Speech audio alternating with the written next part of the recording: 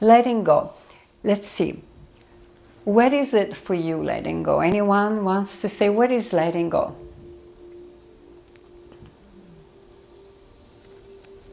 Stop arguing with what's reality. Speak louder. To stop arguing with what reality is presenting in that moment. Okay. Stop arguing with reality, with what is presented to this moment. Yeah. Okay. That's a beautiful version. But you see, then the mind, if you say to the mind, stop arguing, then the mind will want to argue because it's the nature of the mind. When you start seeing, beloved, that letting go is the most Zen thing you can do, is the most precious gift, because letting go is the greatest blessing you can give to yourself. Because that's what letting go is. It's a blessing. It's a blessing for you. It's a blessing for others. Because when you let go, you don't accumulate karma. In that moment, you can really be in touch with what's happening now. Offer it to the divine and just drop the bag. And then you bless. You bless yourself and you bless whoever is involved. It's hard. It can be a practice. And letting go is also when you realize that it's a blessing, it makes it easier because you're blessing yourself. You're keeping yourself in the highest frequency energy. Because let's go back for a second about being a divine alchemist and using your magical wand. Using the magical wand is like that you, because the path of the divine alchemist is from mindfulness, from alertness to mindfulness to awareness. Awareness to what we call Nirgun Brahma, which is pure divine consciousness. So that's the path of the divine alchemist. And so we're using a magical wand. The whole idea of to become aware is to gain mastery, to gain insight, to gain revelation, to have epiphany. That's why you slow down and you become mindful, even the way you walk, mindfully. I learned that from Thich Nhat Hanh, walking, caressing Mother Earth. Live as if it is your last step. You're walking on Earth. You will walk very differently. Breathe as if it's your last breath. You will breathe very differently. And so use your magical wand with your full sanskalpa, with your intention of blessing everyone and yourself, and including them all as the divine. So letting go is really to go back to now, and then you just breathe like what we did. And then there are little tool I'll share with my own practices, what I have experienced, what has worked magic, because you want to keep yourself vibrating in high energy.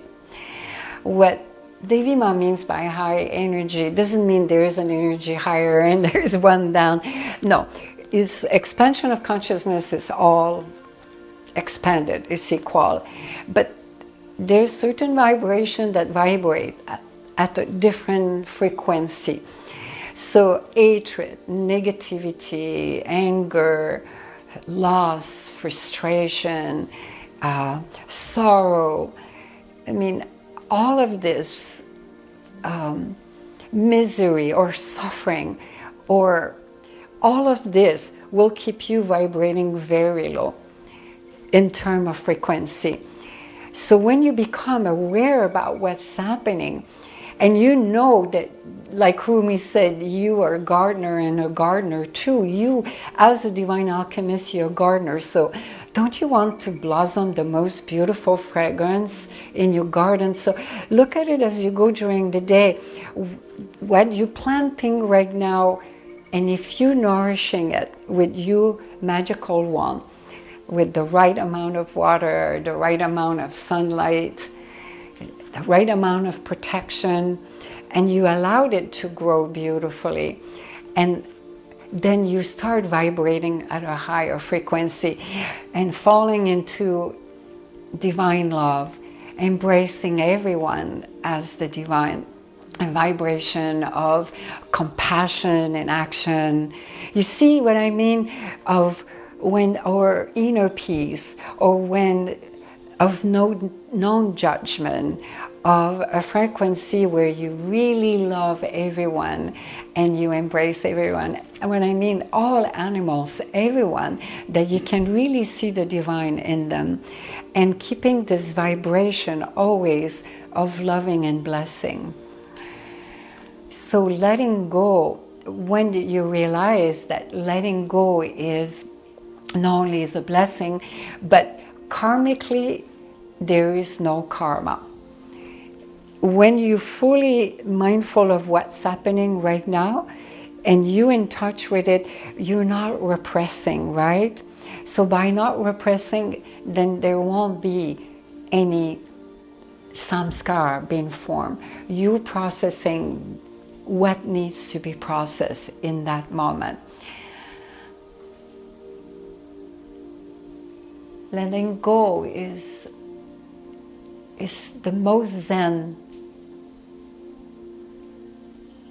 that you can do with your divine one, and it's actually quite easy, even in difficult situation.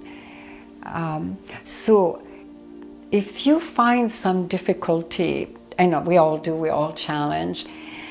What I found that worked best for letting go, because people constantly are facing challenges. It's not life is like that. Even the smallest little thing, you know, it push your button at work, in relationship, in friendship. So letting go is one thing that we need to become very mindful of all the time. Because people are not even, generally speaking, aware that, oh my God, this is accumulating. It's building up. And people build up all the time. And their relationship constantly build up. And that's how relationship deteriorate, because it's all repressed in terms of samskara. So bring chanting. So let's say if you're facing a very hard situation, like something traumatic or something that really you allowed this person to hurt you. Because remember, we talked about that in last satsang. No one can hurt you unless you allowed them. No one. No one can touch you unless you allowed them. So, but most people, they give their inner power. So that's why to come back to yourself and to be here now with your breath is so important, and yet so subtle. So three chant Om Namah Shivaya. It's one. Shiva Shambho is one of my favorite, because each mantra has a certain vibration, has a certain effect on your subtle body. The Shiva Shambho in particular, it brings a lot of release, a lot of happiness. And if you do it in a cold shower, it's very empowering. I found to really let go. And the last one is, and again, this has nothing to do with any religion. It's their mantra, their bijan, and every sound has a vibration. Every vibration has a form. Like you, Valerie, you have a certain vibration. Just by the way you are, your soul, your spirit, your whole karmic structure. So that's why some people vibrate at a different frequency.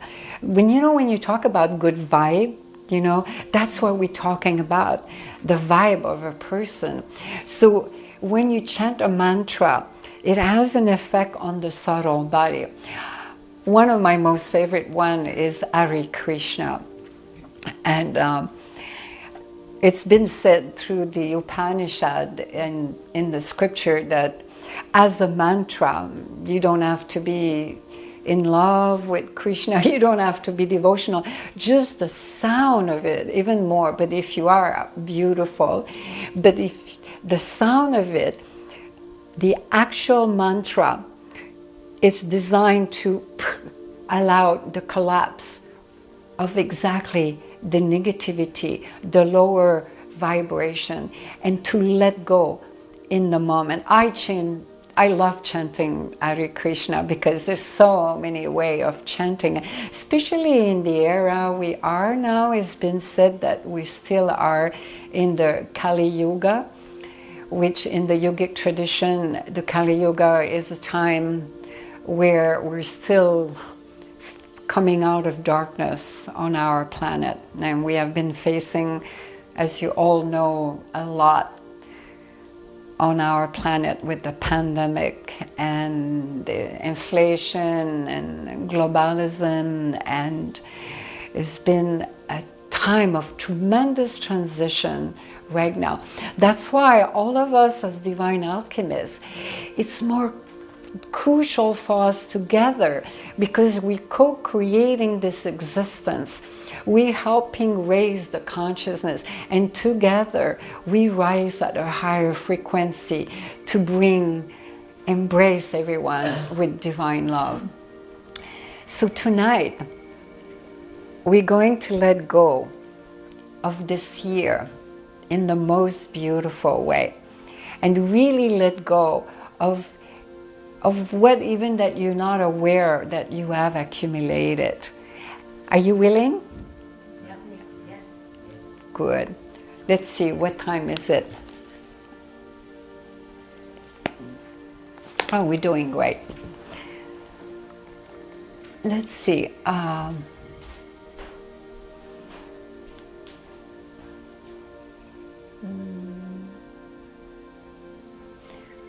just reviewing. Do you know how to do walking meditation? So walking meditation, I'll just share briefly because this will give you a new perspective on how you walk. So when you walk, put your mind into your feet. What about that?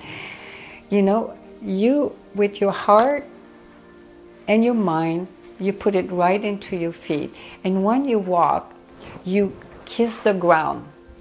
And you put all your awareness into your foot. And so you walk slowly and mindfully. And I'm just going to walk for a second. So you really feel the ground when you walk. And so become more mindful when you walk around. And when you walk around, you don't think. You just put your awareness on your feet. And it's wonderful when you do it at the ocean. You could do it as a meditation with a chant. You go at the ocean and you go barefoot and you take on all the iron from Mother Earth. And you just feel the sand and you just walk like this is your last step on Mother Earth. And then you could chant out loud, and your mind, it'll become still, because it's about stilling your mind. And last month, Christopher brought a question that he was wondering how you apply all of that. There's so much more to all of this. I cannot impart everything in a satsang because, you know, a lot of the method and the tools it's a full program. But I did elaborate enough that you see there is two ways about that. A lot of masters, what they do, they go one way only. But through my self-realization, through my own awakening, because of the blessing and the grace I've had in my life to be with such great master, from Zen master to Kundalini Siddha, because I come from a lineage of Siddha master, to have such a realization and insight that those two together accelerate your pathway to awakening through your own divinity. So have a bell at home. And if you work on the computer or on your phone, put it every hour. You will find this so magical, even stopping for a few minutes. I do it because it's natural for me. I'm very in touch with my breath. But I often stop for a moment, and because what I feel when I close my eyes, I could just close my eyes for a long time and not come back. But for most people, it's not the same. But train yourself to do that, and then go back inside and check in with your breath, what's happening inside. Let's do one breath together.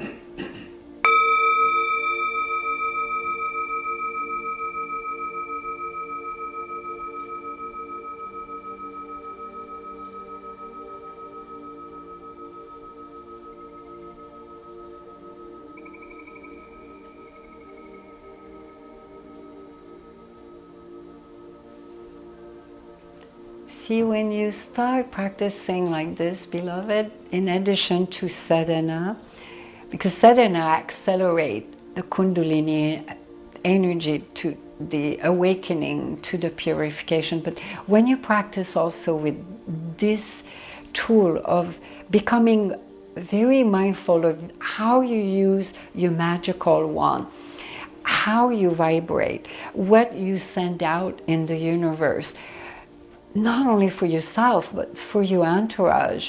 What are you manifesting with your thoughts? What are you creating? You will notice from my own practice when I was, through with Thich Nhat Hanh. By the way, maybe some of you don't know. Do you know who is Thich Nhat Hanh? You do, okay. I was not sure. Everyone knows Thich Nhat Hanh, right? Okay, it was beautiful Zen master. You will notice that just to become more Zen will bring you tremendous gift, because the gift is you will gain insight, you will gain revelation, you will gain epiphany. And that happened to this one, because suddenly it's like a fruit. You'll get a fruit of your practice. You will find like, oh, my breath is so at ease. Because you will notice, the first thing you notice when you're not mindful is two things. Is that the more mindful you become, the more you will realize how unmindful you were. That's number one. Number two is you will notice your breath. Oh my God, I had no idea my breath is stuck. Most people's breath is stuck at the level of the anahata. Do you know why? Because you don't let go. People carry all of this in the heart region, in the anahata, and they carry that for their lifetime. That's why the heart opening, the anahata, is the most, probably in my eyes, from my own experience, is probably the most powerful awakening. Because when the energy moves, and when this happens, because the anahata is the road, is the gateway between, I would say, earth and infinity. Between the lower chakra, which is more about survival, sexuality, pleasure. But the anahata is the opening to divine love. It's the opening to your own divinity. And it opens up a new gate that is beyond the physicality of this realm. And so it's tremendous when the anahata opens, because a flood of emotion can come and so much purification happen, and it's such a blessing. It can be very intense for some, but when you just allow grace to come, It's the most beautiful gift because it can really take you beyond to other dimension, for the energy to move into the Vishuddhi, and then into the Ajna, the third eye, and then full realization. So let's do a brief Q&A, and then we'll move on into doing a process. Anyone has any question? I would love it if you can actually, the Krishna, the Shiva, and Shambho, if you could do a short chant for each one, so it just really seeds in people, so they kind of go, oh yeah, because people, if they're not used to chanting, you know. Are you suggesting that I should chant? Yeah, like just a brief for each one.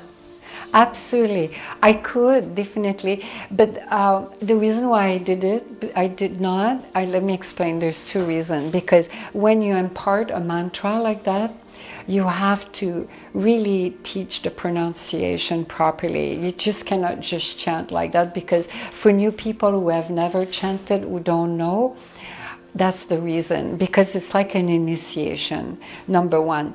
Number two, it takes time. I mean, 3 mantra would take at least an hour to go each one of them together. That's why I didn't do it.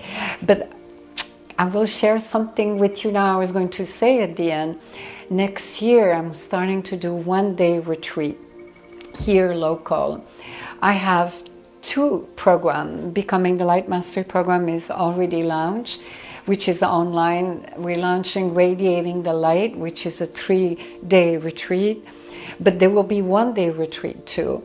And it will be like from noon to 8 at 9 o'clock. And I would include dinner. So then there will be some mantra initiation, because this, what Kaya is asking, is a wonderful idea, but it's called mantra yoga.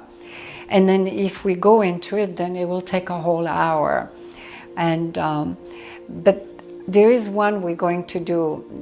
We're going to make you dance a little bit to let go of everything, and then you're going to lay down, and we're going to do a Nidra Yoga guided meditation about letting go. And then we're going to start after we finish answering the question. I'm just checking the time. So we're doing great with time though. Yeah. I just need a little review of some of the terms. Like you said, samskara is like an impression, and it can build into these patterns. That is what is it called? Absolutely, it's a great question. Oh, I forgot to unplug. My love, can you unplug the phone? I completely forgot. Someone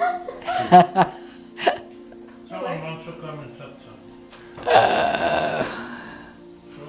You can unplug from underneath. We completely forgot. So the question was from Vishensa to have a review. Samskara, you see, I'll answer that, but there's one important thing I wanted to talk to, and I will touch on that, but I won't go in depth, because this is again in Becoming the Light Mastery program, but it's essential I touch on that. But let me answer the question. V says, samskaras are impression on the subtle body. The subtle body is made out of 75,000 nadi. And we have a total of 114 chakra.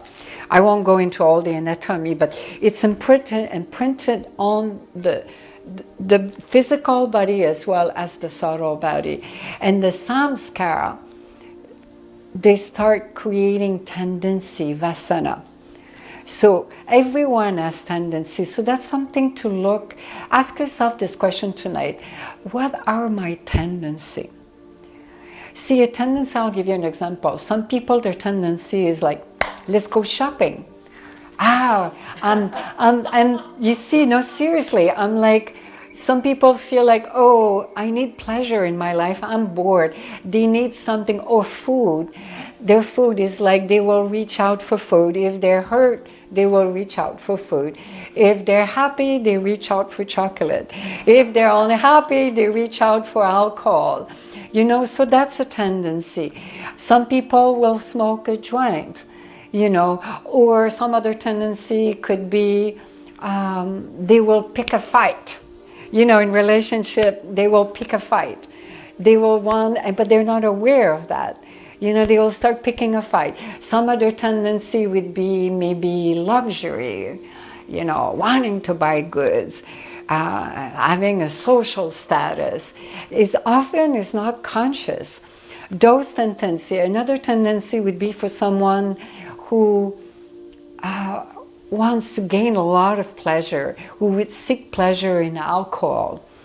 And if someone has that vasana, they can, if they follow their vasana and they encourage it, and if they don't use their magical wand, what may happen is they might start grabbing the bottle, start drinking, and one thing you know, that's how alcoholists become.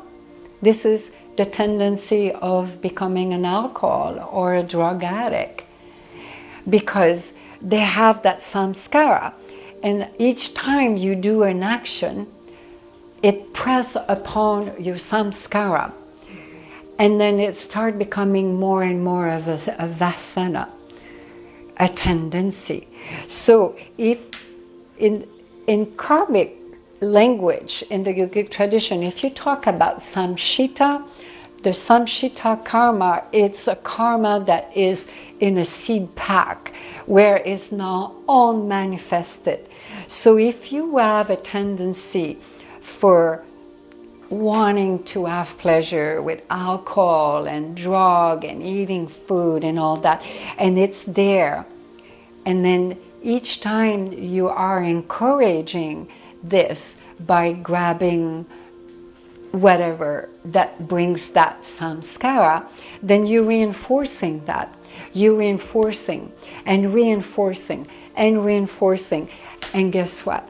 You're creating your destiny. And the destiny for this being is to become an alcoholic. Alcoholic. Yeah. Not an alcohol. An alcoholic. One day. Yeah, exactly, they could. With no, this is the worst case scenario we're seeing, of course. Or someone could have a tendency, this is a great one because this is rampant, codependency. Codependency is a big one, of being so emotionally codependent on other people and to live your life through them and to seek pleasure and fulfillment, everything through them. This is the best way to kill your relationship.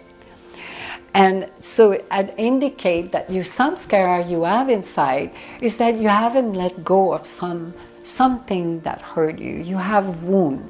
And there's an inner wounded child there. You have samskara of a wounded child there. Samskara that will only manifest into your pratahatma karma, which is the manifesting karma right now, that you are creating, attracting those unhealthy relationships where there's codependency, where you're co-creating the same pattern of the wounded child, until you address what needs to be addressed deep down into your karmic structure. That needs to be purified. And that's why Devi Ma was saying at the heart chakra, at the Hanata level, this is where most people get stuck. Wouldn't you agree? Like an example, the reason why I brought letting go is it was a question from one of my followers that was saying she was volunteering and she felt like no one loves her, no one likes her, and she felt like she did not know how to let go, you know, that she was feeling like coming out and feeling a lot of negative energy and feeling like she was really affected by that. She chose to do that. because everyone chooses that. And so that's why we're talking about letting go tonight, because it's that crucial, letting go. Because you see, when you become Zen and you know how to use your magical wand, a lot of healing can take place there. And a lot of relation will happen for you. You will gain a lot of insight about what's going on inside. Why is that people trigger you? You know? There's reason why. You know, sometimes it's like certain people trigger. You're a puppet. You see, you're still a puppet until you cut those. When you cut the string, is that you let go. The string is the letting go. So letting go is the greatest gift. So see if you're a puppet to anyone into your life.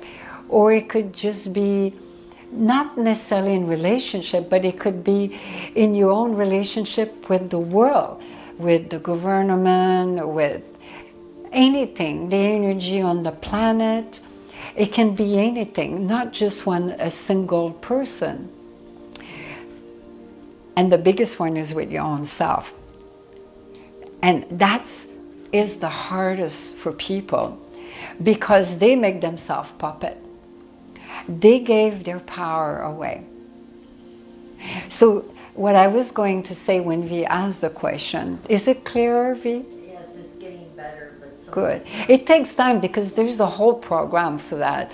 And this is only a sad song. So, I mean, when you go in depth and you learn the method and you really, there's so much to bring about a lot of healing, a lot of realization. It's not just a sad song. A sad song is to give you the thirst for it. Is to make you so willing and so open that you can open the gate and you say, yes, that I just want to explore who I am, because you're not the body and you're not the mind and you're not that inner wounded child and you're certainly not that puppet. So if you become aware that you're a puppet, so you want to cut those strings as soon as possible, because no one has power over you unless you allowed it. So one last thing on that, and we're going to start the process. And I won't go all in depth with this, because this is really delving deep into the yogic tradition and becoming the light mastery program and radiating the light. It's about the sheaths, the mana kosha we call in the yogic tradition. In our subtle body, the Maharishi discovered over thousands of years ago that within the human species, the subtle body, we have envelopes. We call them also envelope, these sheaths. We can call them different body. And I'll give you the very simple term. First, there is the food body, is the Annamaya kosha. This is what you eat. And the second one is the mind, the mana or mano maya kosha. It's that envelope of the mind. Mana is the lower part of the mind. That we're not talking about the intellectual, we're just talking about the mind that is the jabbering mind, that is constantly like the monkey mind. Oh, why did she say that? Why did she do that? Why did he do that? You know, this constantly the chattering, that's what doesn't keep you calm and at peace. All the self-talk that you hear all the time, it comes from the mana maya kosha. Then you have the prana maya kosha, which is the energy body. This is a very important one. So the first three ones are the most important, because what the Maharishi said in the yogic tradition, when you can transcend those, the first three one, because when you let go, truly let go, and you bless yourself and you bless others with the greatest gift of Zen, of being and allowing that to completely let go, then you allowing yourself to really transcend those three first mana kosha. You follow me? The food body, the mind body, especially the mana maya kosha and the prana maya kosha, the energy body. You can transcend those. Because when you transcend that, you have transcended your mind. Because you're not the mind, you're not the body. And then comes after that, the wisdom body. The wisdom body is the chitta. It's what we call in the yogic tradition the Vishvayana Maya Kosha. Vishvayana means from wisdom, the universal wisdom of the Creator. You could look at it as the Akash where everything is there. When you tap and you transcend, you tapping into the cosmic mind of the Supreme Ultimate Creator. And that's what yogi, that's what we do, yogi and yogini, we transcend. And that's where spiritual knowledge comes, this is where wisdom comes. It's not something that we carry, it's there in the Akash, in the Vishvayana Maya Kosha. It's been said through the Vishvayana Maya Kosha, so that's where you start experiencing the bliss of who you are. This is where you start having mystical experiences, all kind of mystical experiences where you can see deity, you can smell certain otherworldly sound, otherworldly light. I won't give you everything because your imagination will go crazy. But so many things can happen. And that's where you go into certain samadhi, where you could really transcend this physicality. Then the last one is the bliss body. The bliss body is the Ananda Maya Kosha. The bliss body is who we are. This is the fruit of the yoga, union, yoke, is what we call in the yogic tradition Satchit Ananda Maya Kosha, which is divine love. And Paramsa Yogananda was a phenomenal master when he was in the body. He still is. He talked a lot about divine love. And when Devi Ma says we are divine love, because I talk a lot about that, I talk about Sit Chat Ananda. Sit Chat Ananda, which means sat from truth, absolute truth, omnipotent, omnipresent consciousness, pure consciousness. That's who we are. We absolute pure consciousness, truth, Ananda, bliss, pure bliss.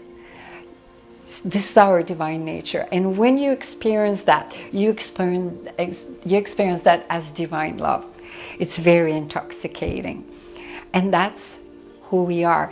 So when you let go, you transcend, you harmonize the first three body.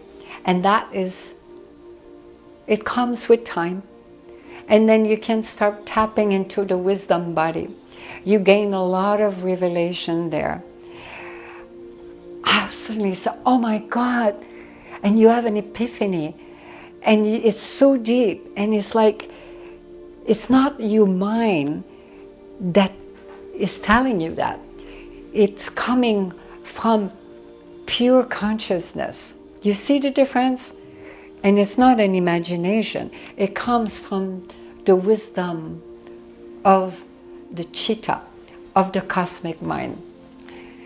And then with time, when self-realization unfolds, then you tap and transcend and you go into the bliss body, the Ananda Maya Kosha. So letting go, it's easy because when you let go, you pass by all those bodies. You transcend that. And it's as easy as this, because now you gain some realization that you know is the greatest blessing you could impart for yourself and to other. And that way, you don't accumulate new karma. With purification through sadhana, you get rid of karmic structure you already have when you came on earth. And through the mindful practices, it's allowing you not to accumulating more. You see, when you put them together, it's powerful. I can tell it's very powerful. So one more question and then we're going to do the process. If there is any more question. Is this the same thing as like surrendering? And is it something that just comes upon you, or is it a very long process? Like, it depends. You can be like intellectually aware of all of this. And are you in that space all the time, or do you have to remind yourself? Oh, for some people you have to remind yourself. Letting go is surrender, and surrender is letting go. So for some people who are very devotional, it's easier to surrender. It's all depending your karmic structure and your inclination and your spiritual willingness. For someone who is very devotional, it's easy to let go. I mean, for this one, I just bow down and I go on the ground, I just bow down. I said, that's too much. It's in your hands, right, Mother? You take care of it. This is beyond Devi Ma. You take care of it. And I just throw it at her. And that's it. That happened, 1, 2, 3, and it's done. But for some other people who are very much living in their mind, see, if you live in your heart, it's a completely different story. Because if you're in love with your Creator, even though you don't know yet your Creator, maybe, but maybe there's a little reminder deep inside of you, there's something that is higher than, there's a higher intelligence there. That's why when you breathe, your breath should remind you of what is the Creator, because that's the first thing we do when we come in this realm, and that's the last thing we do when we leave, right? Remember, we went over that in satsang last month. We come here in this world and we inhale and we leave and we exhale. So, but in deep surrender, you beget a deep expansion of consciousness. So it will depend and it will change as you evolve on the spiritual path, because for some people it might be very difficult in the beginning to surrender and to let go, because they're still so stuck into their mind body, into the prana maya kosha. They're stuck there. And for men, it's much harder, for some men, because if a man is dominating more by the masculine energy, it will be harder. But if they have more feminine energy in them, it will be easier to surrender. And surrender to an impersonal God, for some people, is very difficult. But if you surrender, if you have a love affair with a deity, for some people who are into bhakti or into tantra, yoga, it's much easier, because you're in love with a certain deity, and then you could just say, you take care of it, just like this. And so it varies on each person. That's why having certain tools help to let go and to surrender. Like I was saying earlier, walking meditation combined with chanting, those 3 chants, and we can go over some of those chants a little bit, maybe one at the next set song, or if you do a 1-day retreat, which is called Becoming a Divine Alchemist. I think the first one will be on January 22nd on a Sunday. And so if you're interested, you can let us know. And there is returning to your breath, And then if you are into Tantra Yoga, then puja, you know, when you do offering to the Divine Mother, you surrender everything. What I've done a lot is I offer you my karma, Divine Mother.